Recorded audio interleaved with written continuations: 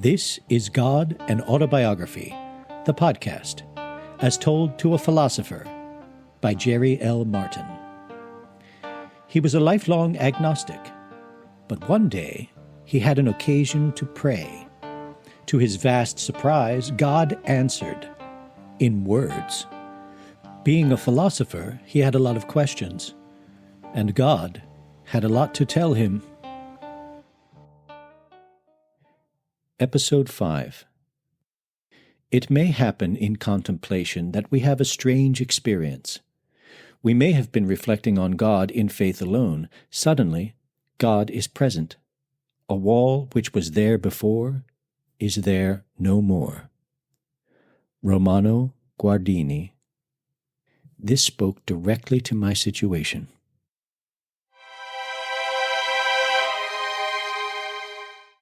In The Art of Praying, The Principles and Methods of Christian Prayer, Monsignor Guardini says there follows a period of divided reactions. Quote, our intuition tells us this is God, or at any rate connected with him. The intimation may frighten us. Yes, I thought. We do not know whether we dare presume that intuition is true, and we are uncertain what to do. Yes, exactly. However, the intuition becomes a certainty, even an absolute certainty, which leaves no room for doubt. That is also true. However, Guardini says doubts may return, quote, when we discover that other people have no knowledge of these things, end quote. Yes, the problem of what other people will think. This, he says, can lead to total unbelief. Quote, it may also happen that one doubts whether the whole experience had not merely been a delusion or temptation, end quote. Well, I never went that far. But all is not lost. Quote, in the face of these difficulties and doubts, one should remain calm and trust in God. One should submit to his will and pray for enlightenment. Thus, faith is fortified and love becomes pure. End quote. Reading the New Testament, I came to the story of an angry Jesus driving the moneylenders from the temple, Mark chapter 11, verses 15 through 17.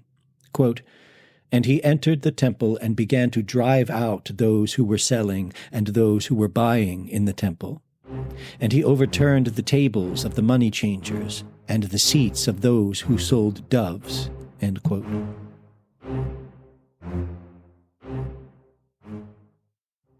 Lord, what am I to make of Jesus' temper? People often irritated him. Irritated him? If he is God, wouldn't he be above that sort of feeling? Yes and no, you don't understand.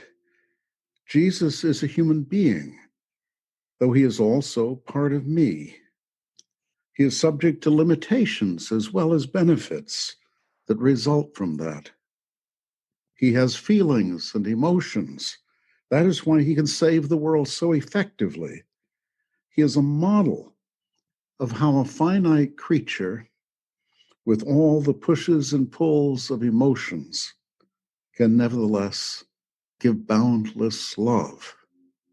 Okay, that makes sense to me.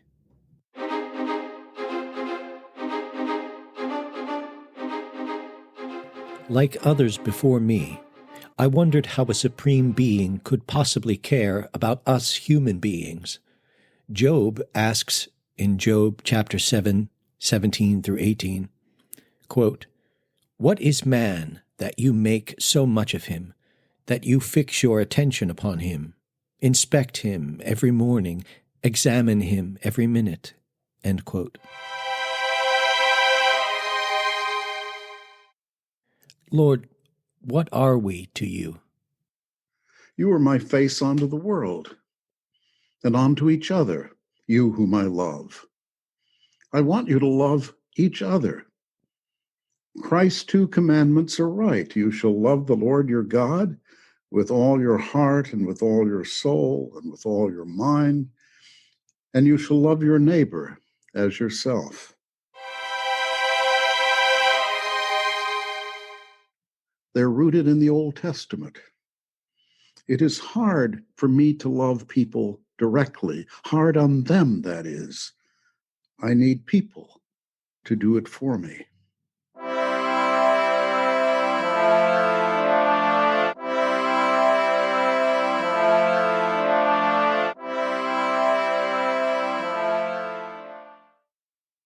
It seems we open the world to God.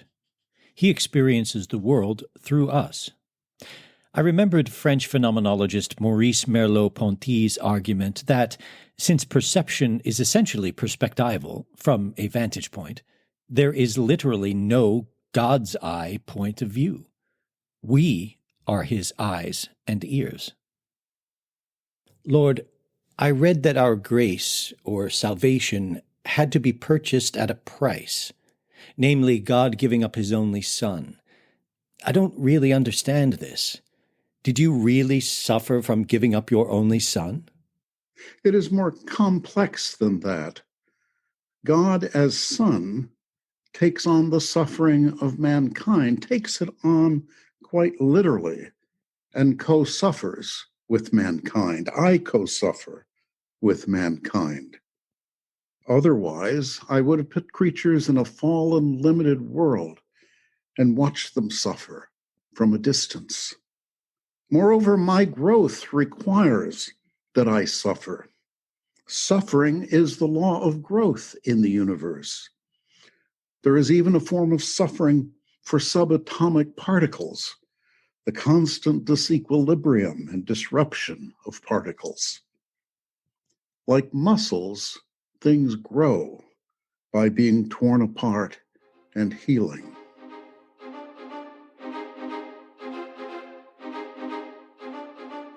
Okay, so we suffer. Jesus suffers, and God suffers. But the question remains, how does the fact that suffering is divinely shared make anything better?